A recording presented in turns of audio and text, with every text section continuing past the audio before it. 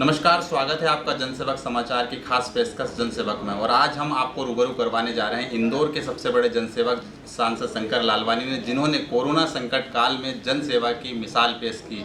नतीजा ये रहा कि उन्होंने लोकसभा के 300 सांसदों को पछाड़ते हुए नंबर 1 शहर में नंबर 1 एक्टिव रहने का जो है खिताब हासिल किया है। सांसद शंकर लालवानी से जानेंगे, सर किस तरीके से आपने कोरोना संक्रमण के बीच बेखौफ होकर जनता के बीच में अपने काम किए हैं?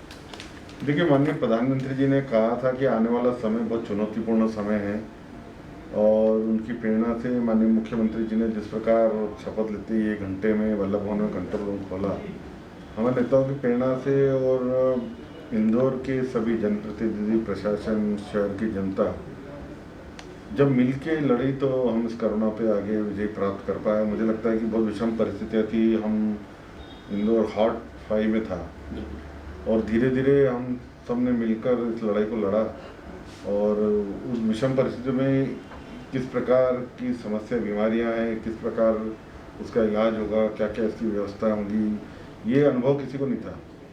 पर हम सब ने मिलकर इसमें काम किया और उसी का परिणाम है कि धीरे धीरे सुधरी और विषम परिस्थितियों में किस प्रकार हॉस्पिटल में डॉक्टरों के साथ मीटिंगें, हॉस्पिटलों के मालिक के साथ मीटिंगें, जो पैरामेडिकल स्टाफ है उनके साथ मिलना, एम्बुलेंस के ड्राइवर हो, एम्बुलेंस हो, शववाहन हो, राशन पहुंचाना, खाना पहुंचाना, मजदूरों का पलायन था, वो बाहर से कई लोग आए, यहाँ से बाहर गए, तो ऐसे बहुत सारे आयाम थे जिसमें हमने साथ में मिलकर काम किया।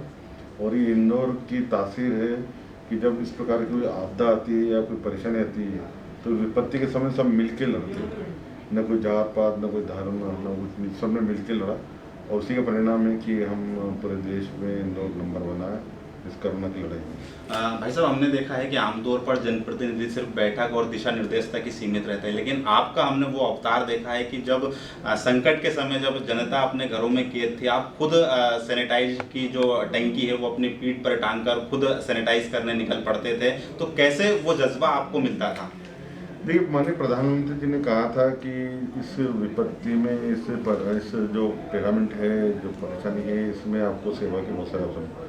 तो मुझे लगा कि ये वो अवसर है कि हमें जितना हम करें उतना कम है। और एक जनप्रतिनिधि जब निकलता है तो उसके साथ फिर सभी समाज, सभी अधिकारी तो करते ही हैं, लेकिन उसके साथ साथ उनका मोटिवेशन करना, उसका मोरल बढ़ाना, ये हमारा उद्देश्य रहता है। और हम स्वयं भी जब काम करेंगे तो हर वर्ग उसमें लगता है काम करने में कि जब एक राजनीतिक नेता अगर काम करता है, एक सांसद काम करता है, विधायक काम करता है, पार्षद काम करता है, तो निश्चित तौर पर उनके साथ सभी लोग लगते हैं। तो ये कुल मिला के ऐसा था कि जब हम स्वयं निकलेंगे, परेशानियों को जानेंगे तो हल करने के लिए क्या क्या उसका आवश्यक कदम वो ध्यान में आएगा और परेशानियों को हल करने में सब साथ में मिलकर काम करने का एक जज्बा पैदा होता है। भाई साहब, इंदौर में फिलहाल कोरोना के काफ़ी संख्या में मरीज सामने आ रहे हैं, लेकिन एक खबर चल रही है कि फिर से लॉकडाउन लग सकता है, तो क्या जनता के लिए मैसेज है, किस तरीके से वो इस संकट की घड़ी में जो है शासन प्रशासन का सहयोग करें? देखिए, लॉकडाउन एक समस्या नहीं है, इसका हल नहीं है। आर्थिक गतिविधियों को चालू रखना है तो लॉकडाउन तो ख़त्म करना ही है, पर कोरोना गया भी नहीं है। अब मुझे लगता है कि एक ही बात है जो हम सबको ध्यान में रखना चाहिए कि कोरोना के दौरान जो सावधानियां रखना है उन सब सावधानियों को रखना है। कभी कभी क्या रहता है कि लॉकडाउन से जब अनलॉकडाउन की ओर गए तो लोगों के मन में ऐसा भाव आता है कि सब कुछ ठीक हो गया, और सब कुछ ठीक होने में फिर वो उन सब चीज़ों को ध्यान नहीं देता जो इसके लिए आवश्यक हो, और उसके कारण पेशेंटों की संख्या बढ़ी। हम हॉस्पिटल का भी ध्यान दे रहे हैं, जो जो इसके लिए आवश्यक है हम लगातार मीटिंग कर रहे हैं। लेकिन मैंने व्यापारी संगठनों की मीटिंग ली है, व्यापारी संगठनों के साथ बैठा था, आज फिर 3 बजे बैठ रहे हैं।